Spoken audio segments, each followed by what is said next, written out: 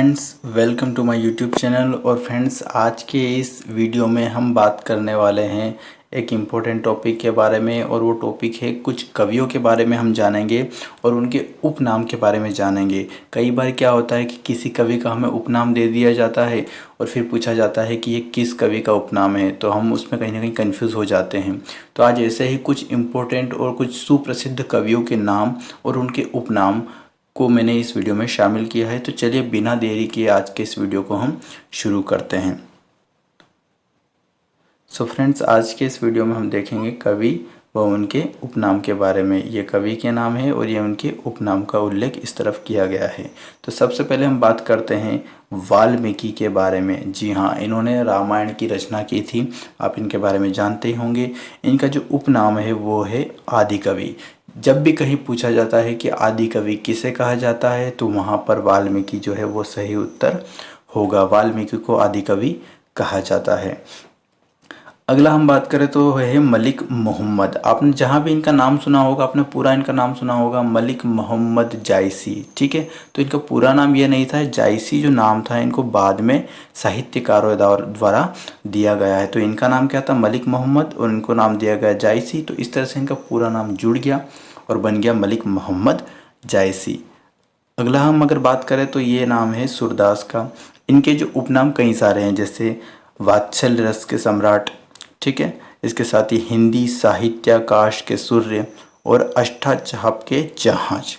तो इसमें इम्पोर्टेंट क्या है, जैसे वात्सल्य रस का सम्राट और हिंदी साहित्याकाश के सूर्य, ये स्कूलों तक सीमित था, लेकिन कॉम्पिटिटिव एग्जाम्स की दृष्टि से देखें तो यहाँ पर अष्टाचाप के जहाज कभी कभी पूछ लिया जाता है। तो इसको आप नोट कर लीजिएगा और इसको ध्यान से पढ़िएगा।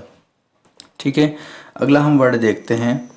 अगर मैं बात करूँ सैयद इब्राहिम, तो आप कहेंगे ये कौन से कवि हैं, इनका तो मैंने नाम ही नहीं सुना है। जी नहीं, आपने इनका नाम सुना है और इनके दोहे भी पढ़े हैं।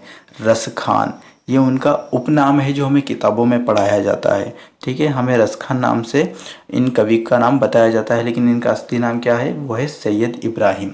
हो सकता है एग्जाम में पूछ लिया जाए, रस खान का पूरा नाम लिखिए, तो वहाँ पर उनका नाम आपको बताना पड़ेगा सैयद इब्राहिम। ऐसे ही एक और कवि हैं, आपने रहीम का नाम तो सुना होगा, लेकिन ये उनका नाम नहीं है, ये उनका उपनाम है जो साहित्यकारों ने उन्हें दिया है।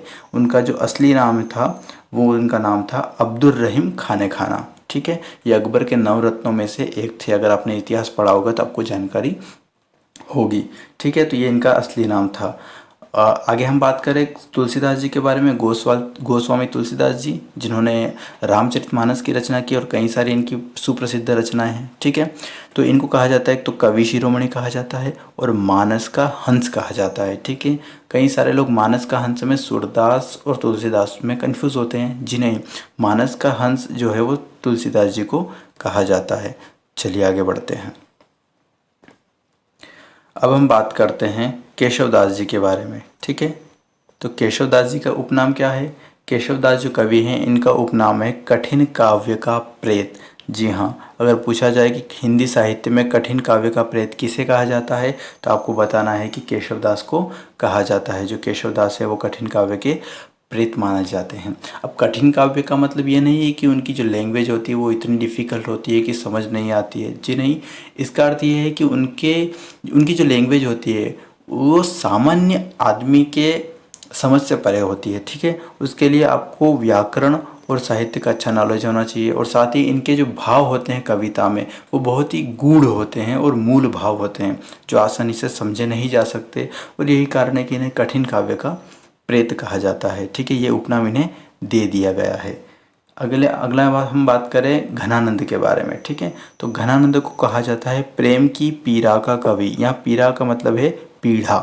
ठीक है, इन्हें हो सकता है ऐसा हमने भी पढ़ा है जब स्कूल में हम पढ़ते थे, तो ये हमेशा ऐसी कविताएं लिखते हैं जिसमें ये बताते हैं कि ये अपनी प्रेमिका से बिछड़ चुके हैं। तो उस पीड़ा को, अपने उस प्रेम की पीड़ा को ये अपनी कविताओं में उजागर करते हैं, इसलिए इनका नाम ही जो रख दिया गया है प्रेम की पीड़ा का कवि। चलिए आगे हम बात करते हैं जगन्नाथ दास के बारे में। तो इनको जो उपनाम दिया गया है वो दिया गया है रत्नाकर। इसीलिए जब भी आपने किताब में इनका नाम पढ़ा होगा तो वो इसी तरह से आता है, जगन्नाथ दास रत्नाकर। ठीक है, अब आगे हम बात करते हैं भारतेंदु हरिश्चंद्र के बारे में। तो फ्रेंड्स, इनको कौन नहीं जानता। ठीक है। इनका जो उपनाम रखा गया है वो रखा गया है हिंदी नवजागरण के अग्रदूत, क्योंकि इनका हिंदी भाषा और हिंदी साहित्य के विकास में महत्वपूर्ण योगदान रहा है।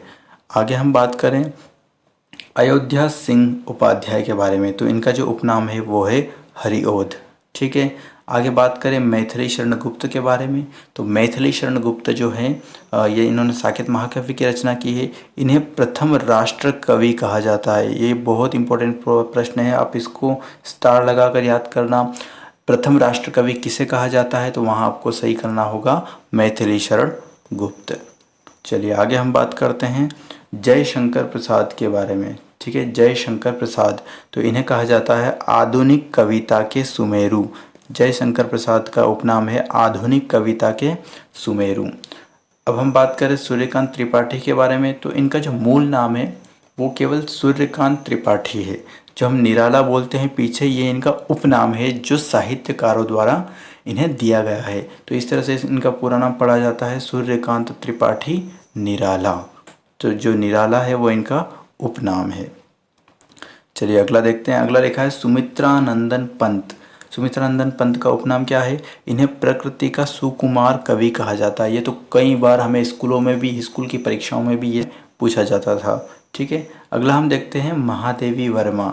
तो महादेवी वर्मा को आधुनिक युग की मीरा कहा जाता है। ये बहुत ही इम्पोर्टेंट चीज़ है। ये जो दोनों हैं, प्रकृति के सुकुमार कवि और आधुनिक युग की मीरा, ये बहुत ज़्यादा इम्पोर्टेंट है आपके एग्ज़ाम की दृष्टि से, चाहे कोई भी एग्ज़ाम हो। ठीक है। आगे हम बात करते हैं रामधारी सिंह दिनकर के बारे में। तो रामधारी सिंह इनका मूल नाम है और इनको जो उपनाम दिया गया है साहित्यकारों द्वारा वो दिया गया है दिनकर। तो इस तरह से इनका नाम हो गया रामधारी सिंह दिनकर, हमें किताबों में दिखाया जाता है। अब आप जानते होंगे कि दिनकर का पर्यायवाची शब्द क्या है, तो ये सूर्य का पर्यायवाची शब्द है। अगर आपने हमारा पर्यायवाची वाला वीडियो नहीं देखा है तो आप आई बटन पर क्लिक करके देख सकते हैं, वहाँ उस वीडियो की लिंक है। ठीक है। आगे हम बात करते हैं बालकृष्ण शर्मा के बारे में। तो बालकृष्ण शर्मा जो हैं, इनका उपनाम है नवीन। इस तरह से इसका पूरा नाम किताबों में पढ़ने में आता है बालकृष्ण शर्मा। आगे हम बात करते हैं शिव मंगल सिंह के बारे में। तो शिव मंगल सिंह को उपनाम दिया गया है सुमन। ठीक है, सुमन इनका उपनाम है, इसलिए हमने किताबों में पढ़ा है शिव मंगल सिंह सुमन। फ्रेंड्स देखिए, मैं जब छोटा था और जब स्कूल में था तो मैं समझता था कि ये जो पीछे नाम आते हैं ये कवि जो है ये खुद ही रखते हैं, ऐसा मुझे लगता था। क्योंकि इनको जो नाम पसंद होता था वो नाम ये अपने नाम के पीछे लगा लेते थे। जैसे शिव मंगल सिंह सुमन, सच्चिदानंद हीरानंद वात्स्यायन अज्ञेय, और इसके साथ ही सूर्यकांत त्रिपाठी निराला, चंद्रधर शर्मा गुलेरी, बालकृष्ण शर्मा नवीन, ऐसा मुझे लगता था। लेकिन मैं गलत था और रियलिटी ये है कि ये जो नाम दिए जाते हैं ये साहित्यकारों द्वारा इनकी रचनाओं को ध्यान में रखकर, जो उसमें विशेषताएं होती है उसको ध्यान में रखकर इनको ये नाम जो है उपनाम दिए जाते हैं। चलिए आगे हम बात करते हैं सच्चिदानंद हीरानंद वात्स्यायन। ठीक है, तो इनका जो उपनाम है वो है अज्ञेय। अज्ञेय इनका उपनाम है। आगे हम बात करें धनपत राय के बारे में। तो आप कहेंगे धनपत राय कौन कवि है? इनका तो हमने नाम ही नहीं सुना। जी नहीं, इनकी कहानियाँ पढ़कर ही हम बड़े हुए हैं। तो इनका जो उपनाम है वो मुंशी प्रेमचंद है। जी हाँ, मुंशी प्रेमचंद उनका असली नाम नहीं था, उनका नाम था धनपत राय, और मुंशी प्रेमचंद उन्हें नाम साहित्यकारों द्वारा दिया गया था। है ना इंटरेस्टिंग। आगे हम बात करते हैं उपेंद्र नाथ के बारे में। तो उपेंद्र नाथ को जो उपनाम दिया गया है वो दिया गया है अश्क। इस तरह से इनका नाम हुआ उपेंद्र नाथ अश्क। आगे बात करें विश्वंभर नाथ शर्मा। तो इनको उपनाम दिया गया है कौशिक। इस तरह से इनका पूरा नाम हुआ विश्वंभर नाथ शर्मा कौशिक। आगे बात करते हैं फणीश्वर नाथ की। तो फणीश्वर नाथ को नाम दिया गया है रेणु। तो इनका पूरा नाम हुआ फणीश्वर नाथ रेणु। इनकी कविताएं शायद 11th या 12th में आपको मिल जाएंगी हिंदी की किताबों में। आगे बात करें चंद्रधर शर्मा के बारे में। तो चंद्रधर शर्मा को जो उपनाम दिया गया है वो है गुलेरी। चंद्रधर शर्मा गुलेरी, आपको किताबों में इनका भी नाम देखने को मिल जाएगा। आगे बात करें हरिकृष्ण के बारे में। तो हरिकृष्ण को जो नाम दिया गया है वो दिया गया है प्रेमी। हरिकृष्ण प्रेमी इनका नाम आपको मिल जाएगा किताबों में देखने को। आज का हमारा जो लास्ट है कवि हैं वो हैं दुष्यंत कुमार। और दुष्यंत कुमार ये थोड़े इम्पोर्टेंट है, इनको आप ध्यान से पढ़िएगा। इनका जो उपनाम है वो इन्हें कहा जाता है हिंदी गज़लों के राजकुमार। ठीक है, अगर प्रश्न में पूछा जाए कि हिंदी गज़लों के राजकुमार किसे कहा जाता है तो आपको बताना है कि दुष्यंत कुमार को हिंदी गज़लों के राजकुमार कहा जाता है। ठीक है, सो फ्रेंड्स ये था हमारा आज का वीडियो जिसमें हमने कवियों और उनके उपनाम के बारे में जाना है। अगर आपको ये वीडियो अच्छा लगा है तो प्लीज़ इस वीडियो को लाइक करें और चैनल को यदि अभी तक सब्सक्राइब नहीं किया है तो प्लीज़ चैनल को भी सब्सक्राइब कर लें। Thank you very much.